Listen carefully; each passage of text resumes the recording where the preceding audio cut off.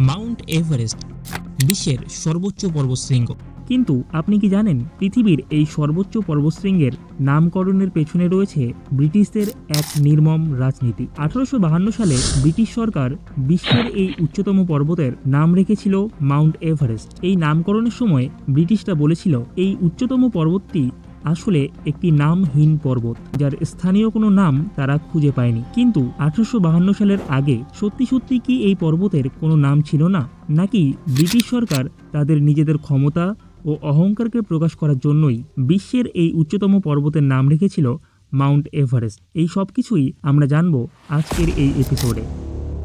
ভারতের উত্তর দিকে প্রায় 2500 কিলোমিটার পর্যন্ত বিস্তৃত হিমালয় পর্বতমালা। মাউন্ট এভারেস্ট ছাড়াও এই পর্বতমালায় কাঞ্চনজঙ্ঘা, নন্দা দেবী ও কৈলাসের মতো আরও অনেক উঁচু উঁচু পর্বতশৃঙ্গ অবস্থান করেছে। 1802 সালে ব্রিটিশরা ভারতীয় জরিপ বিভাগের নেতৃত্বে হিমালয়ের এই পর্বতগুলির উচ্চতা মাপার কাজ শুরু করে। তবে এই ক্ষেত্রে একটা মজার ব্যাপার হলো যে মাউন্ট এভারেস্টকে বর্তমানে বিশ্বের সর্বোচ্চ পর্বতশৃঙ্গ বলা হয়, 1847 সাল পর্যন্ত সেই শৃঙ্গটিকে ব্রিটিশরা খুঁজেই পায়নি। তখনও পর্যন্ত কাঞ্চনজঙ্ঘাকেই বিশ্বের সর্বোচ্চ পর্বতশৃঙ্গ হিসাবে মনে করা হতো। 1847 সালে দার্জিলিং হিমালয়ের পার্শ্ববর্তী এলাকায় জরিপ চালানোর সময় অ্যান্ড্রু স্কট নামের একজন অফিসার কাঞ্চনজঙ্ঘা থেকে প্রায় 230 কিমি দূরে কাঞ্চনজঙ্ঘার চেয়েও উঁচু একটি পর্বতশৃঙ্গকে লক্ষ্য করেন এবং নামকরণ করেন পিক বি। কিন্তু তখনও পর্যন্ত প্রমাণ করা যায়নি যে সেটিই হলো বিশ্বের উচ্চতম পর্বতশৃঙ্গ। পরবর্তীকালে জরিপের সুবিধার জন্য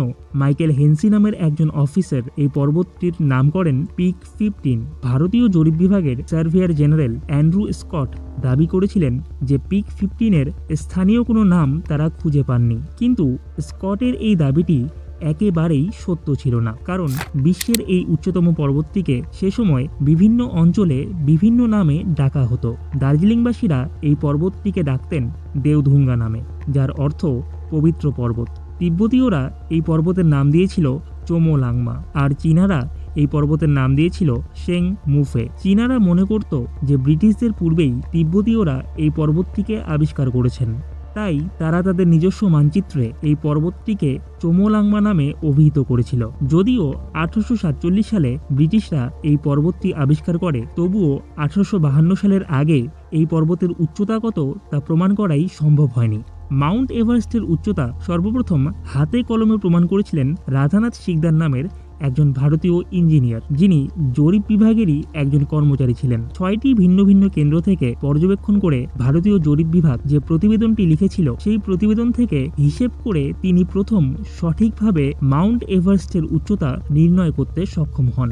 মাউন্ট এভারেস্টের এই উচ্চতা নির্ণয়ের কৃতিত্ব সম্পূর্ণরূপে রাধানাথ সিকদারের। মাউন্ট এভারেস্টের উচ্চতা বের করার পর সে সময়ের জরিপ বিভাগের প্রধান অ্যান্ড্রু স্কটকে এর প্রমাণ দেখানো হয়, আর এরপরেই এই পর্বতের নামকরণের প্রসঙ্গ আসে। কিন্তু আশ্চর্যজনকভাবে ব্রিটিশরা এই পর্বতের কোনো আঞ্চলিক নামকেই গ্রহণ করেননি, কেননা তারা চেয়েছিল ইংল্যান্ডের মহান রানী ভিক্টোরিয়ার নাম অনুসারে বিশ্বের এই উচ্চতম পর্বতটির নাম রাখতে। কিন্তু রাধানাথ সিকদার বিশ্বের উচ্চতম পর্বতের নাম কোনো নারীর নামে রাখার পক্ষপাতী ছিলেন না, কেননা ভারতীয় সংস্কৃতিতে নারীকে তুলনা করা হয়েছে নদীর সাথে এবং পুরুষকে তুলনা করা হয়েছে পর্বতের সাথে। তাই ভারতবর্ষের বিভিন্ন নদীকে গঙ্গা, যমুনা, কাবেরী এবং কৃষ্ণার মতো নারীবাচক নাম দেয়া হয়েছে এবং পর্বতগুলিকে দেয়া হয়েছে পুরুষবাচক নাম। তাই রাধানাথ সিকদার চেয়েছিলেন কোনো ভারতীয় দেবতার নাম অনুসারে বিশ্বের এই উচ্চতম পর্বতের নাম, কিন্তু ব্রিটিশ সরকার কোনো ভারতীয় দেবতার নামে